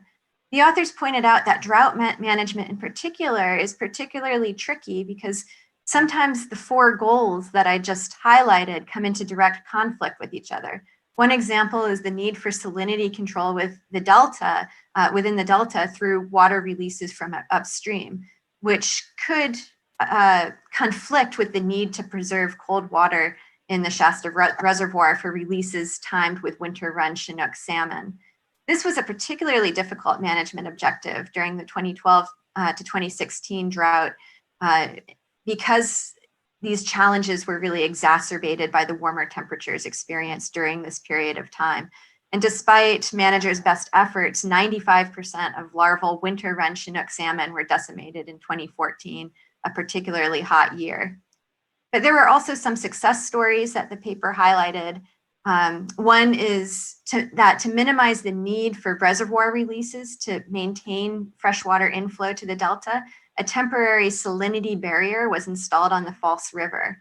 According to the authors, this project was one of the best examples of science-informed management, not just during the drought period, but in recent history. Scientists were able to quickly mobilize to conduct baseline surveys of salinity, water quality in general, food web dynamics, and invasive clam distribution prior to installation of the barrier. And having this baseline then enabled them to specifically attribute changes in salinity and species abundance and species dynamics to the installation of the dam in a statistically robust manner. And their studies also showed that this barrier was quite effective at mitigating salinity and detrimental ecological change. So this is a great example of how science can respond to rapidly changing conditions and inform management strategies, but it does require resources.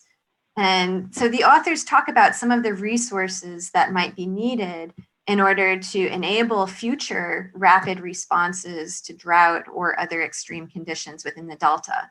One important set of resources is funding resources. They recommend that funds be made available to enable scientific studies and management activities in response to drought conditions, similar to funds available to respond to other extreme events such as earthquakes and floods. They claim that drought-based studies are relatively rare, often because the drought is nearly over by the time the opportunity to conduct this research is recognized.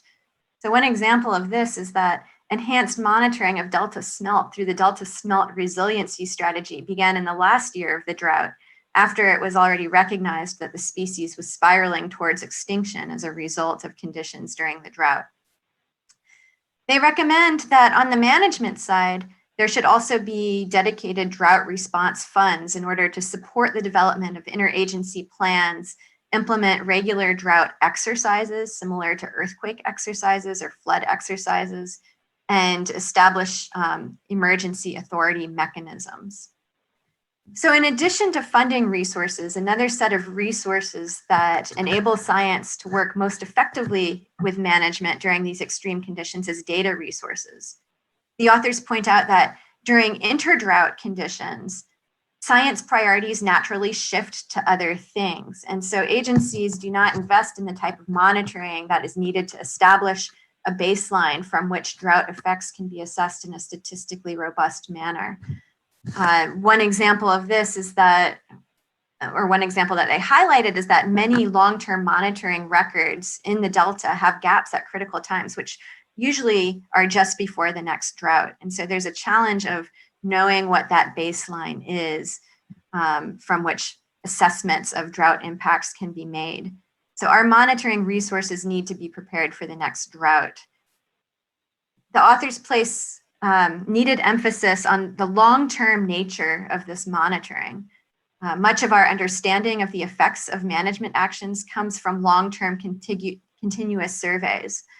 So one example of this that was highlighted in the paper is that it is the example of an ecosystem-wide study of the Montezuma salinity control gates reoperation, which this study was conducted after the drought had finished, and it relied on long-term survey data in order to compare fish and water quality response within and between drought years. Some other effects do require monitoring across several droughts in order to draw management relevant conclusions. Some studies that took place during the 2012 to 2016 drought were inconclusive on how the drought impacted specific environmental processes within the Delta. One example of this is research that was done on the response of harmful algal blooms, particularly microcystis blooms, to drought conditions. basically, that study was, it pointed to a likely impact of the higher temperatures during the drought, but was not statistically robust. And so the authors were saying that intensive monitoring through the interdrought period and into the next drought could provide the weight of evidence needed in order to make statistically robust statements about whether drought conditions do increase the incidence of harmful algal blooms and by how much. Recommendations from this article provide a path forward that is very much in line with the science needs highlighted in the Independent Science Board's manuscript on preparing for and accelerating accelerating and uncertain environmental change. This is a manuscript that calls for new approaches to doing science in a rapidly changing world that requires both the anticipation of short and long-term change, as well as mechanisms for understanding and responding to these rapid change processes, such as pelagic organism decline or rapid decline in delta smelt before those processes are complete. So another important success story highlighted in the article is the importance of interagency collaborative teams that can resolve management conflicts through careful consideration of trade-offs and assemble interdisciplinary teams of experts to resolve scientific uncertainties. So the Interagency Ecological Program, or IEP, is one good example of an interagency collaborative scientific team that can collectively address a wide range of scientific uncertainties associated with the drought. The IEP is an association of state and federal agencies who have collaborated to provide timely, highly specialized ecological data for management of the Bay Delta system since the 1970s. So I'll conclude this part of the report and this article summary by summarizing a few of the other key insights and recommendations that are relevant to the Council. One key insight is that a state declaration of pre-drought conditions would allow scientists and managers to potentially better prepare for worsening conditions. Other recommendations include improved transparency and documentation of institutional drought knowledge, the development of a drought management plan, and the need to rebuild vulnerable fish and wildlife populations during anti-drought or non-drought periods to promote ecosystem resilience. And this might involve operations of salmon fish hatcheries during those non-drought periods in order to restore runs that were previously almost decimated. All of these recommendations urge consideration of the influence of climate change. This study was relevant to Chapter 3 of the Delta Plan, which addresses a more reliable water supply by highlighting the need to increase water conservation and improve water management information as a core strategy to achieve the co-equal goals. And this study also shows the value of capitalizing on existing data through increasing science synthesis as well, which is an action identified in the 2016 to 2021 science agenda. So before I move on to a recap of previous Delta Science Program activities and a look ahead, I'd like to pause and ask if there are any questions from members of the Council on any aspects of this study. Madam Chair, this is Oscar. Yes, go ahead, Oscar. Hi there, Dr. Larson. Thank you very much and welcome.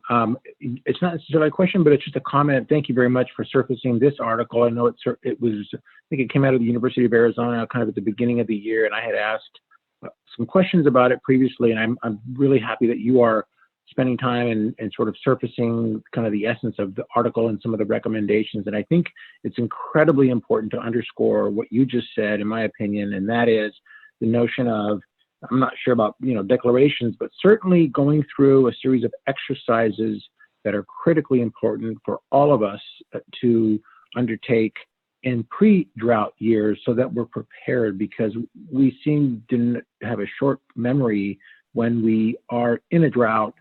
It is crisis time, but when we're not, we sort of revert back to the normal ways of conducting day-to-day business. And so I think that one, for me at least, as a local elected official trying to figure out how to manage what seems to be unmanageable, is critically important. And so I would love to continue to have this conversation in terms of finding ways to go through, just like we would with, exercises in anything other, or any other sort of large challenging issues such as earthquakes, where we constantly are going through exercises. I just think that we've lost, there's not been sufficient leadership in that role until the crisis is upon us. And at that point, everybody's scrambling to try to figure out what to do. So thank you very much for surfacing this issue in the article. Thank you for that comment. And one of the points that the authors made is that droughts like the 2012 to 2016 drought are likely to continue in the future. This is what the climate models are projecting, and these droughts are likely to be similarly accompanied by the warm temperatures that made management of this drought particularly challenging. And so there are efficiencies to be gained by having the institutional and science governance structures in place already to respond to those drought conditions even before they occur. Are there any other questions before I move on?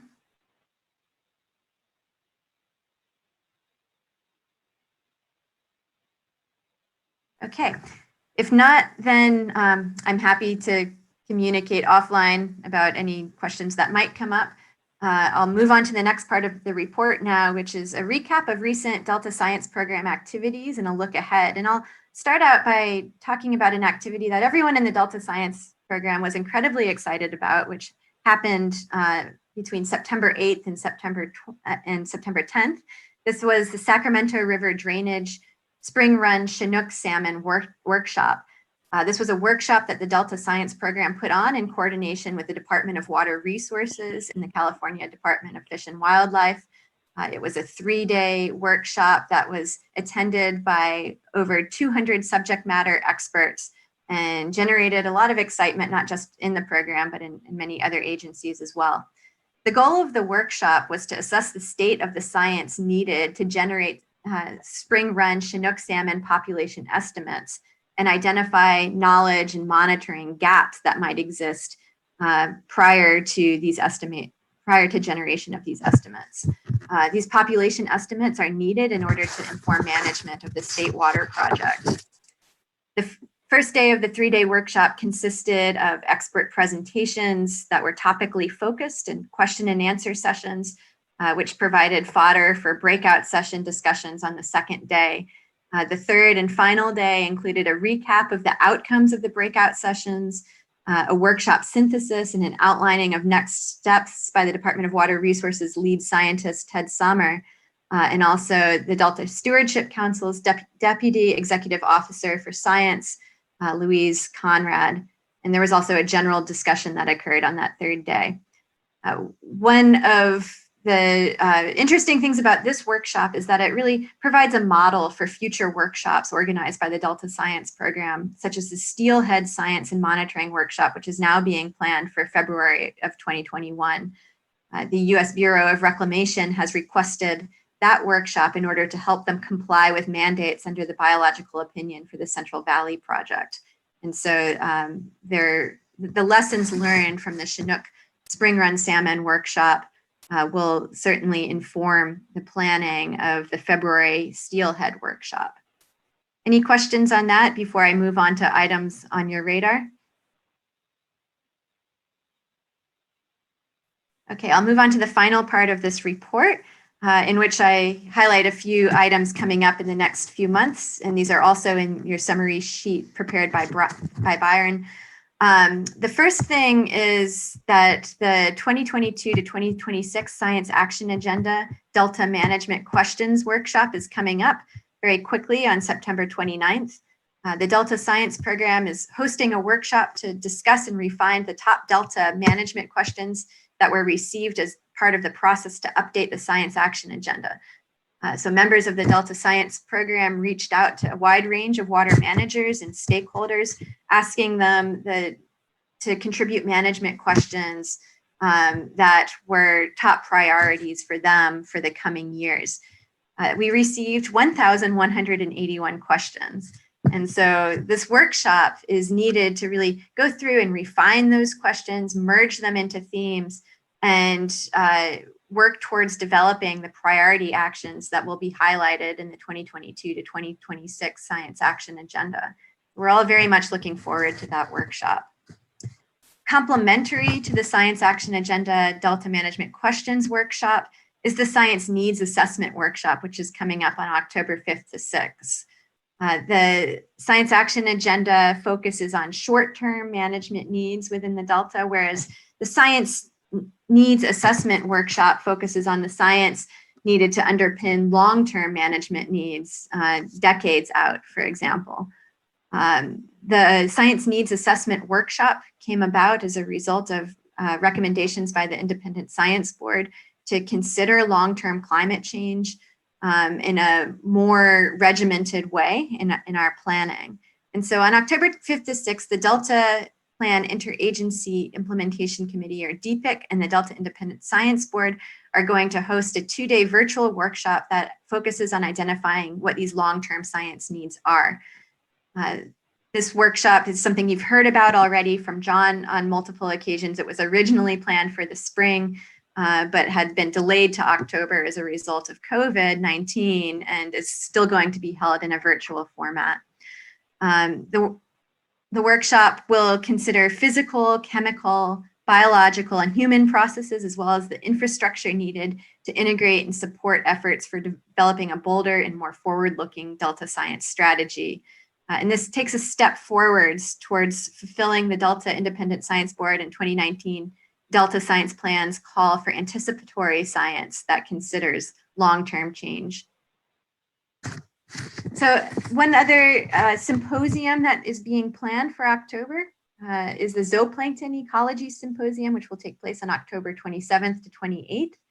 This is, again, is a virtual symposium. It's going to feature the latest research on zooplankton ecology and monitoring. It will take place over 2 consecutive half days that will consist of talks and panel discussions focusing on the San Francisco estuary, as well as the larger Delta system. The primary audience for this symposium is scientists and will include content on zooplankton biology and ecology, monitoring programs, data collection methods, and the IEP's integrated zooplankton data set. So keep that on your radar. And then the final set of meetings or workshops that I would like to highlight are the ongoing 2020 Interagency Ecological Program virtual workshop. I know John talked about that in his last lead scientist report. There are still sessions going on to highlight specific topics. And the technical sessions that are coming up are a September 24th session focused on the Sassoon Marsh, called One Sassoon Marsh, a Wildlife Balancing Act. And then on September 29th, the topic of the virtual sessions will be scientific communication, messaging beyond the ivory tower, and that will be moderated by senior environmental scientist Lynn Takata of the Delta Stewardship Council. On October 8th is a session that's also focused on Sassoon Marsh, specifically on aquatic terrestrial linkages and restoration. And then on October 13th is the plenary session that will be moderated by the IEP lead scientist, Steve Culbertson. He is also presenting on monitoring scientifically and thinking ecologically from 9:55 to 10:15 a.m. on that day. And there's information on how to connect to that workshop in the summary materials that Byron prepared to you. So finally, I'd like to mention an exciting new science communication platform that is funded by the Delta Science Program. Maven's Notebook has partnered with the Estuary News Service to produce a podcast featuring scientists doing science in the estuary. The purpose of this podcast is to provide airspace to scientists so that they could highlight what they're doing and how their work is relevant to management. On Monday, the first podcast will be released and will feature David Ayers. David is a current Delta Science Fellow and also a PhD student at UC Davis, where he's studying predator-prey interactions and the environmental factors that shape those interactions.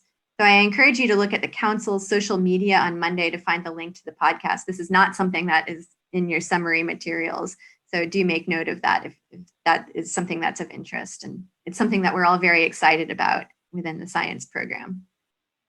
So are there any questions on upcoming activities before I move to the by the numbers portion of this report?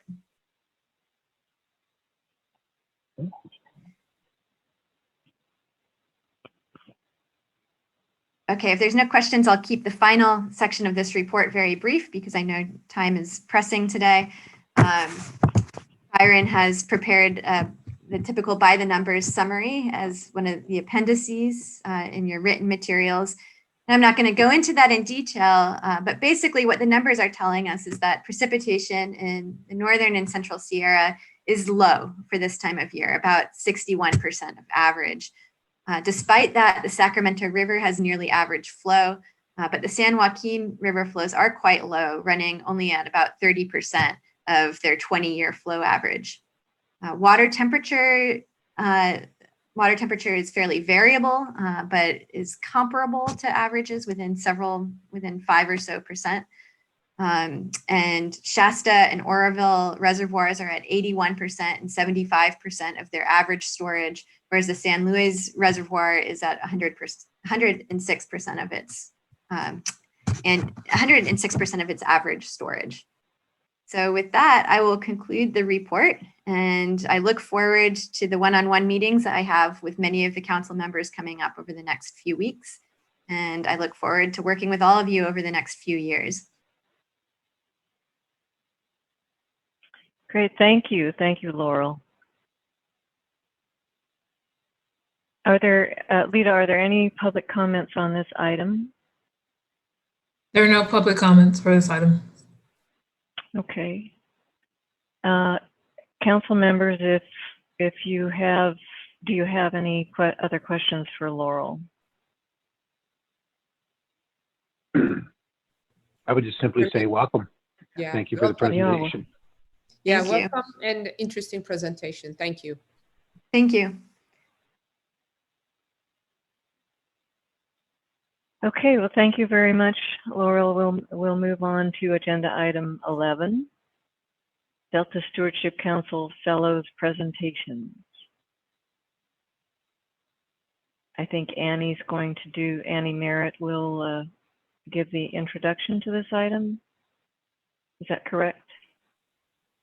I can reintroduce the item. As I mentioned earlier, this is really an opportunity for the fellows, the current cohort that we have right now at the Delta Stewardship Council, to present to you and to our broader audience on what they're working on and how it's important to the Delta plan, and the execution of the council's work plan.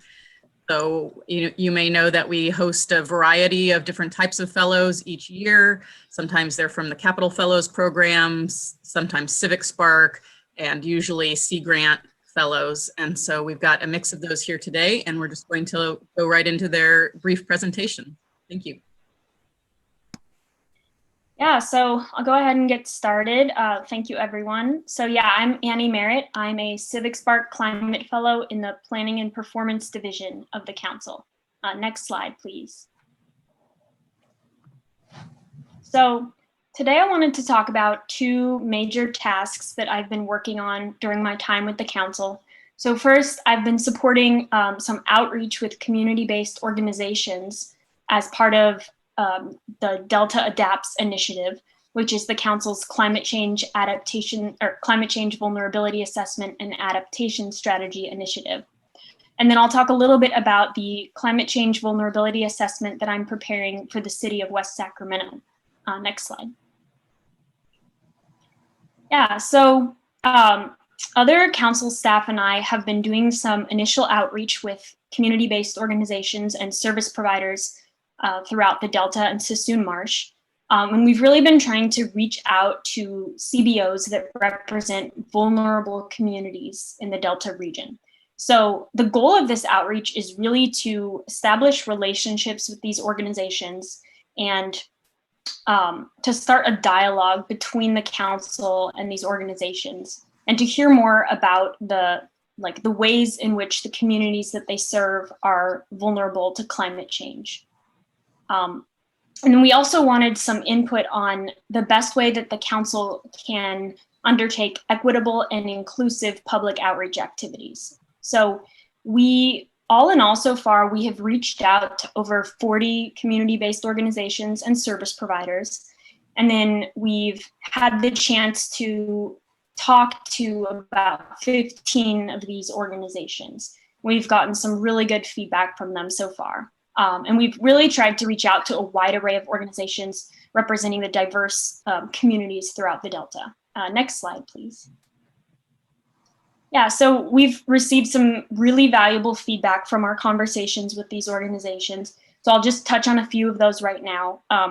So for example, we heard a lot about the issue of meeting fatigue with community members, that community members are kind of saturated with existing community events that are already going on. And this, of course, is kind of exacerbated with coronavirus when everyone has a little bit less capacity. So we were encouraged to piggyback on existing community events and initiatives where possible. And then we were also encouraged to work with these CBOs to create these public outreach activities, because they're the ones that have trust in their communities and already have those relationships. And then another important piece of feedback was just in terms of messaging for Delta Adapts, that when we talk about climate impacts, we were encouraged to really talk about how climate change will directly impact people and their lives. So to not just talk about how climate change will impact the physical Delta, because a lot of times that might not be what community members care about. Or yeah, so next slide, please. Yeah, so then the next item I wanted to talk about, the climate change vulnerability assessment that I am creating for the city of West Sacramento. This is part of my Civic Spark project work that supports a local government beneficiary. So for this project, I am taking results from the Delta Adapts vulnerability assessment and providing the city of West Sacramento with some more specific information on vulnerability to several climate change hazards. So first of all, I'll take a little step back to explain that vulnerability is typically thought of as the intersection of exposure to climate hazards, high sensitivity to those hazards, and low adaptive capacity, which is the ability to respond and recover from those hazards. So as part of this work, I created a so-called social vulnerability index designed to identify city communities that have highest sensitivity and lowest adaptive capacity to climate impacts. And this index was really modeled after a similar index created for Delta Adapts. So I just replicated that methodology to create an index for the city. Next slide, please. Yeah, so this index was created using 14 underlying indicators, socioeconomic and health indicators at the census tract and the block group scale. And some of these indicators included linguistic isolation, housing tenure, race, vehicle access, among others. So here are my results for the city. So the darker red, pink colors mean higher social vulnerability. So as you can see, this vulnerability was really concentrated in the northern portions of the city, north of the freeway. So just to explain kind of why I'm doing this. So next steps are to overlay this information with actual climate hazard exposure data. So for example, I will overlay the council's flood model results. The council is modeling flood impacts in the future with climate change. So I can overlay those results onto this index in order to determine the areas of the city that are the most vulnerable to future flooding. So really the point of this is to identify vulnerabilities so that adaptation strategies can be created that address those specific vulnerabilities. So just for example, you might want to identify areas of the city most vulnerable to extreme heat so that you know which areas to prioritize and to create programs and projects that mitigate heat in those areas. And next slide, please. But that's it. So thank you so much. And I will let our next speaker, Byron Riggins, take it away. Thank you.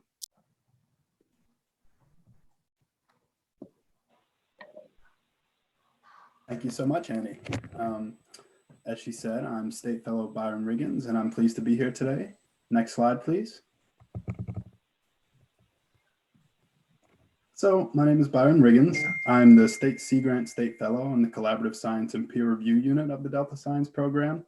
I'm a native Philadelphian, but my adventures around the unique Delta landscape make me increasingly feel like a Californian. I have a Bachelor's of Science in Marine Sciences from the University of Delaware, and I'm a soon-to-be recipient of a Master's of Science in Interdisciplinary Marine and Estuarine Sciences at San Francisco State University's Estuary and Ocean Science Center. While there, I investigated the ecological structure and function of a local seaweed called rockweed, which is threatened by urbanization and climate change-induced sea level rise. While here at the Council, I have lent my support to some efforts, and I'm also led on some.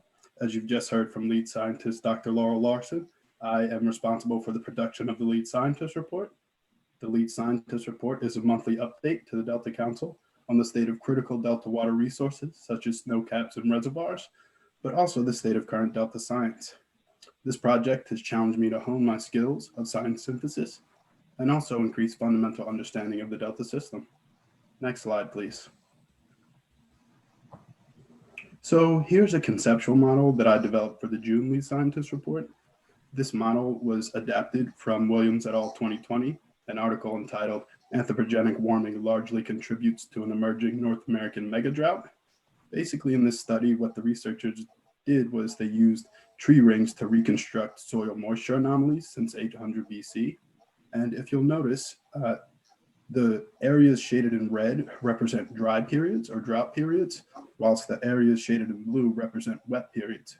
What's key to note here is that these drought periods were largely influenced by anthropogenic activities. And if you can see at the bottom there, that yellow ring represents the driest period on record. The period from 2000 to 2018 represents the second driest period on record due to analysis of the tree rings. And yes, it represents the second driest period on record since 800. Next slide, please. So with the help of my unit, I also chartered the Delta Diversity Team. This represents a new effort, and the mission of the team is to increase internal cultural sensitivity, but also equity and representation as it relates to our independent scientific review panel. The team meets once a month to discuss contentious social issues and look for ways to tangibly support organizations whose missions align with that of our own.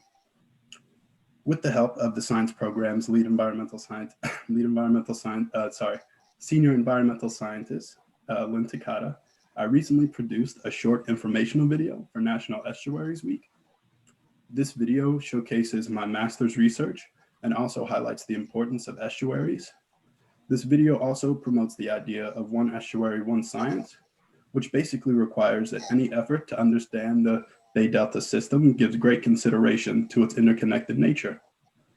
This project has challenged me to practice my science communication in a medium that is somewhat unfamiliar to me, and has also increased exposure of the CSPR unit and the council to the larger Delta science enterprise. Next slide, please. So during my fellowship, I've also been working on a personal project.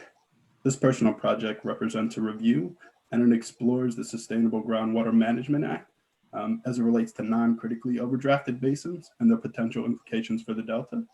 Now, non-critically overdrafted basins are not required to submit their official groundwater sustainability plans until 2022. Thus, my efforts so far have been monitoring developments in anticipation of this critical 2022 deadline. With the help of my unit, I also help support updates to the 2022-2026 Science Action Agenda.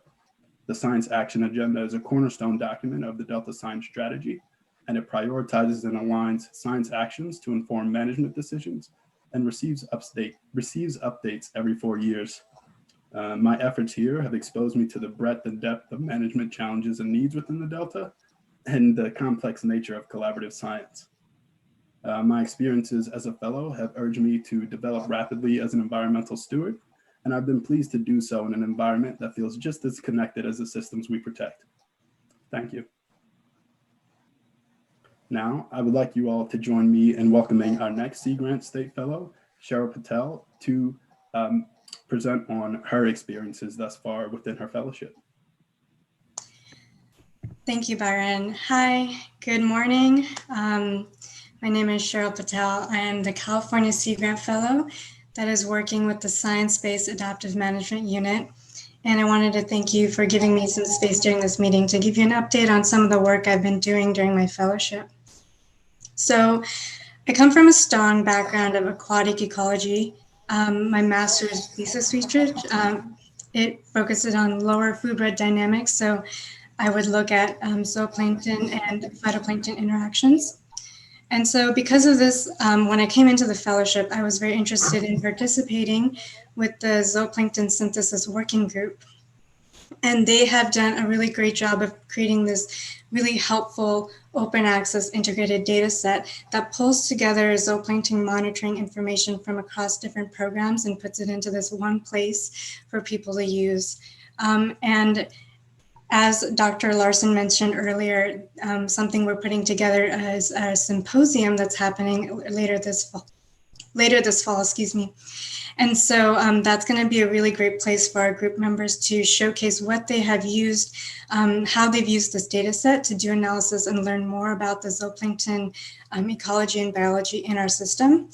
And we also have speakers who are coming from all over California and across the country. So we're trying to create a space where we can connect and learn more about zooplankton research in our system, but also learn about zooplankton in other systems.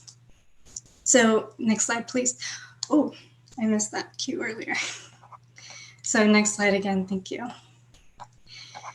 So half of my time for my fellowship is spent supporting the adaptive management work in my unit, but the other half of the time I am using to support the Delta Independent Science Board.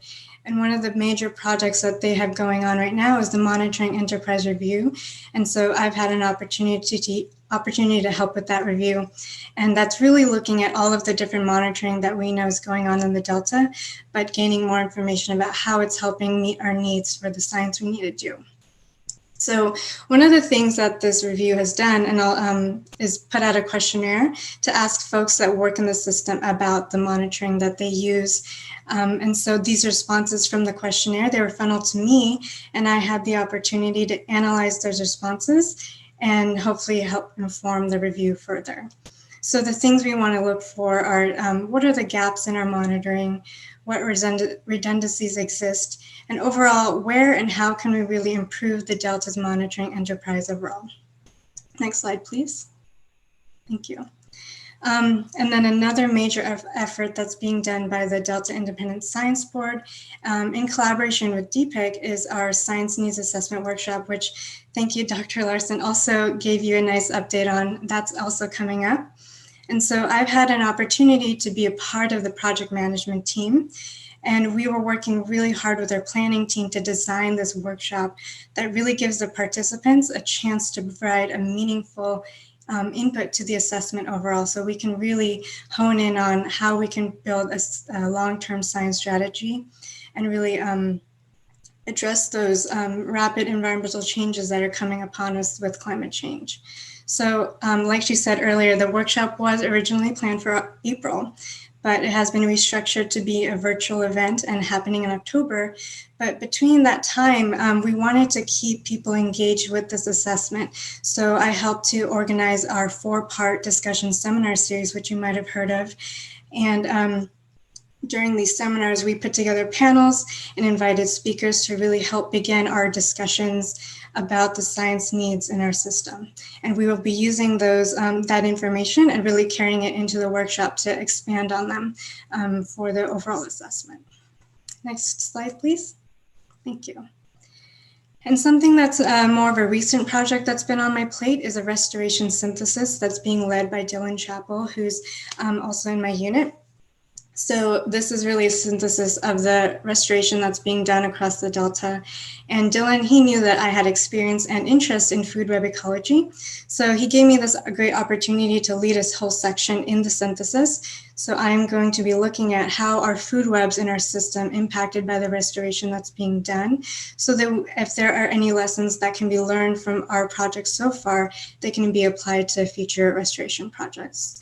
And this effort is really timely because the topic of restoration projects really aligns with some topics that will be covered in our upcoming Adaptive Management Forum that's happening in early January 2021.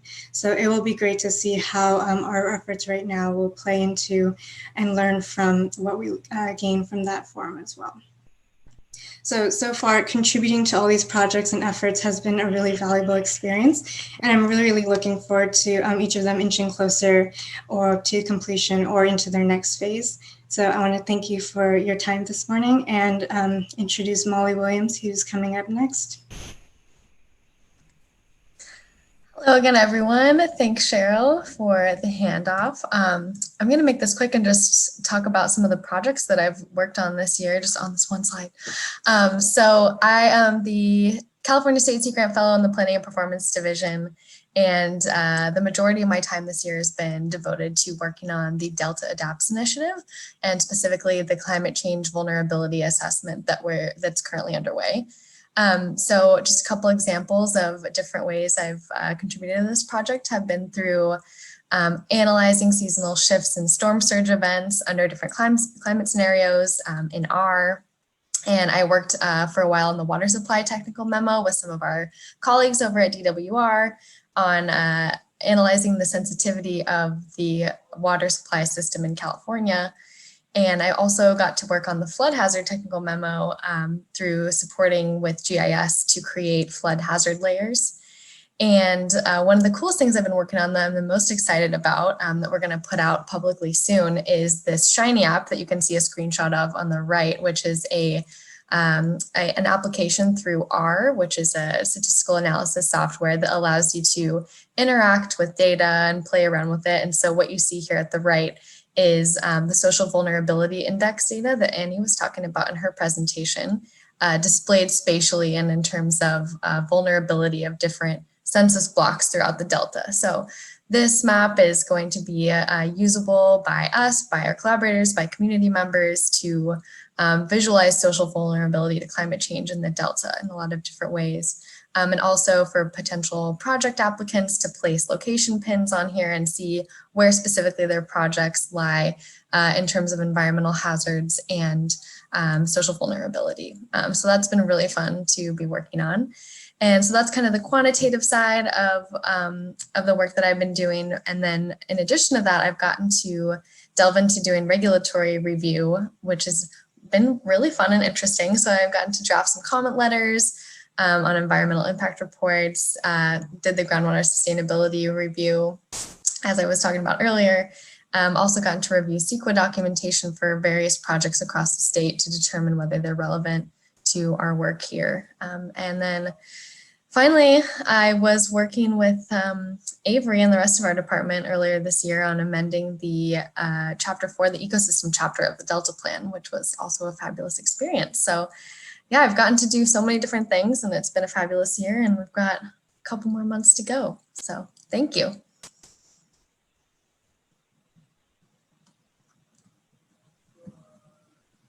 Well, thank you to all of you for these short, concise, and informative presentations. I just want to say that the Delta Stewardship Council has this tradition of encouraging and hiring fellows.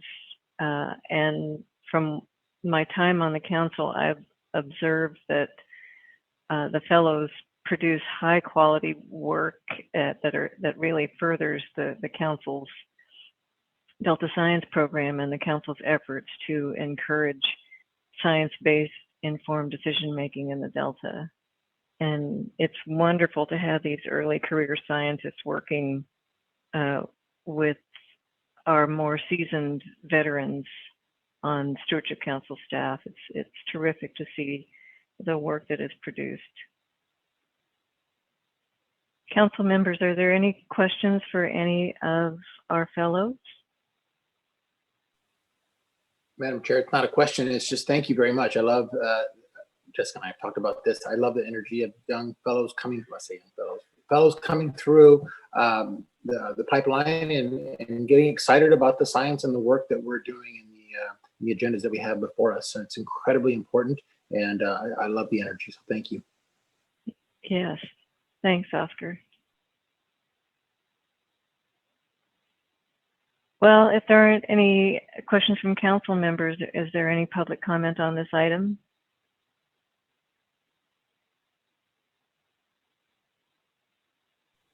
Sorry, no public comment on this item. Okay, thank you, Lita. Any public comment in general? We'll move on to agenda item 12, public comment in general. I don't see any additional public comments. Okay. Well, then we'll wrap up the meeting. Next council meeting is scheduled for October 22, 2020 via teleconference. Thank you everyone for taking the time to be with us today. Stay safe and healthy, and see you next time. Thank you. Bye, everybody. Thank you.